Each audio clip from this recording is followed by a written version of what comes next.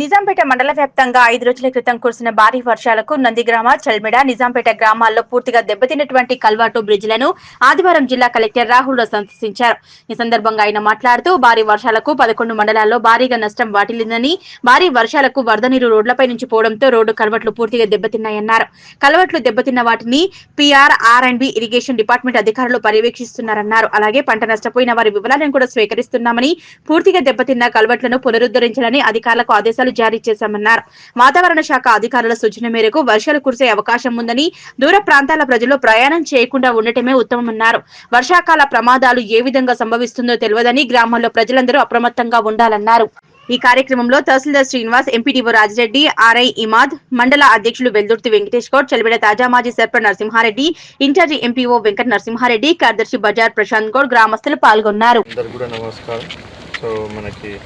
ఒక 3-4 రోజుల క్రితం 27th, 28th రోజు కురిసిన భారీ వర్షాలు, అతి భారీ వర్షాలకు కూడా సుమారు ఒక 11 మండల్స్ మన జిల్లా వ్యాప్తంగా కూడా బాగా ఎఫెక్ట్ అయినాయి. ఒక 2-3 మండల్స్ అయితే మనకి ఆల్మోస్ట్ 200 mm 2 రోజుల వరకు, ఒక మండల్ అయితే 300 mm 2 రోజుల వరకు కూడా మనకి వర్షాలు పడడం జరిగింది. మరి దాంట్లో అంత అతి భారీ వర్షాలు ఒకటేసారి పడడం వల్ల చాలా పెద్ద ఎత్తున మనకి నష్టం అనేది జరిగింది. ఎస్పెషల్లీ ఈ రోడ్స్, కల్వర్ట్స్, కాజ్వేస్, బ్రిడ్జెస్ చాలా ప్లేస్లలో, so R&B roads, PR roads, national highway roads, so ఏ రోడ్ అని కూడా తేడా లేకుండా కూడా ఎక్కడెక్కడైతే మనకి ఈ ఫ్లోస్ ఉన్నాయో అవన్నీ కూడా ఓవర్ఫ్లో కావడం, ఆ రోడ్ పై నుంచి, బ్రిడ్జ్ పై నుంచి కూడా పోవడం, చాలా పెద్ద ఎత్తున మనకి ఈ ప్రాపర్టీ డ్యామేజ్ అనేది కూడా, ఇన్ఫ్రాస్ట్రక్చర్ డ్యామేజ్ అనేది జరిగింది. మరి PR department, R&B department, irrigation department, so వీళ్ళందరూ కూడా నేషనల్ హైవేది ఆల్మోస్ట్ ఇక్కడ టోటల్గా కూడా డ్యామేజ్ అయిపోయింది. అంటే ఏ వెహికల్స్ కూడా పోనిచ్చే పరిస్థితులు ఇప్పుడు ఇక్కడ లేదు. మరి నేషనల్ హైవే వాళ్ళు కూడా ఇక్కడికి వచ్చి చూసి మరి ఆల్టర్నేట్ అరేంజ్మెంట్స్ చేస్తామని చెప్తా ఉన్నారు. సో ఇటువంటి తప్పితే ఇంకా వేరే దగ్గర అన్నింటిలో కూడా మనం చిన్నవన్నీ కూడా రీస్టోరేషన్ చేయడం జరిగింది. మరి ప్రభుత్వం కూడా, ఆనరబుల్ సీఎం గారు కూడా మొన్ననే ఇన్స్ట్రక్షన్స్ చేయడం జరిగింది. ఎక్కడెక్కడైతే మనకి డ్యామేజెస్ జరిగినాయో మరి ఇప్పుడు టెంపరీ రెస్టోరేషన్, అదేవిధంగా పర్మనెంట్ రీస్టోరేషన్స్ కూడా ఎస్టిమేట్స్ వేసి పంపించమని చెప్పడం జరిగింది.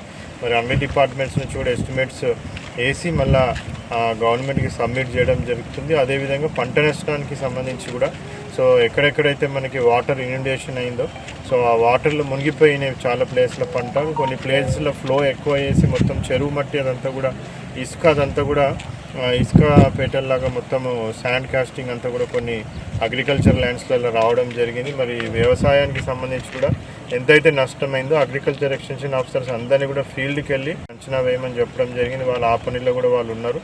సో ఈ పంట నష్టం కానివ్వండి, ఈ రోడ్లు, bridges, culverts, causeways, PR department, R&B, మళ్ళీ NH, వీటన్నిటిది, అదేవిధంగా ఎలక్ట్రిసిటీ కూడా మనకు ఒక 113 విలేజెస్కి కట్ ఆఫ్ అయితే మరి యుద్ధ ప్రతిపాదకైన వాళ్ళందరూ కూడా 24/7 వాళ్ళు మొత్తం వర్క్ చేసి నిన్నటి వరకు, నైట్ వరకు కూడా మొత్తం అన్ని విలేజెస్కి కూడా ధూప్ సింగ్ తాండాతో సహా అన్ని విలేజెస్కి మళ్ళీ వాళ్ళు రీస్టోరేషన్ ఎలక్ట్రిసిటీ చేసినారు. టోటల్గా ఇప్పుడు అన్నిటి కూడా ఎలక్ట్రిసిటీ వస్తూ ఉంది.